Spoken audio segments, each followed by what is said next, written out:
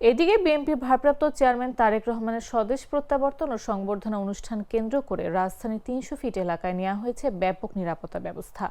লাখ লাখ নেতাকর্মী ও সমর্থকের উপস্থিতি ঘিরে মঞ্চ এলাকা ও আশেপাশে বাড়ানো হয়েছে নজরদারি ও শৃঙ্খলা রক্ষার কার্যক্রম। কুড়িল ফ্লাইওভার থেকে ৩০০ ফিট এলাকা পর্যন্ত স্বেচ্ছাসেবক ও নিরাপত্তা কর্মীরা দায়িত্ব পালন করছেন। মঞ্চের চারপাশে একাধিক নিরাপত্তা বলয় তৈরি করা হয়েছে।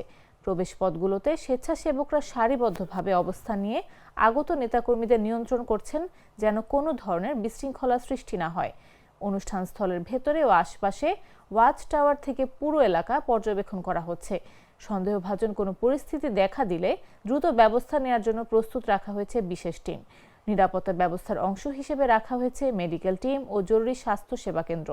হিট স্ট্রোক, অসুস্থতা কিংবা দুর্ঘটনার আশঙ্কায় অ্যাম্বুলেন্স ও প্রাথমিক চিকিৎসা ব্যবস্থা মঞ্চ সংলগ্ন এলাকায় প্রস্তুত রয়েছে। নিরাপত্তা সংশ্লিষ্টদের মতে শান্তিপূর্ণভাবে সংবর্ধনা অনুষ্ঠান সম্পন্ন করাই মূল লক্ষ্য। এর জন্য নেতাকর্মীদের শৃঙ্খলা বজায় রাখার আহ্বান জানানো হয়েছে।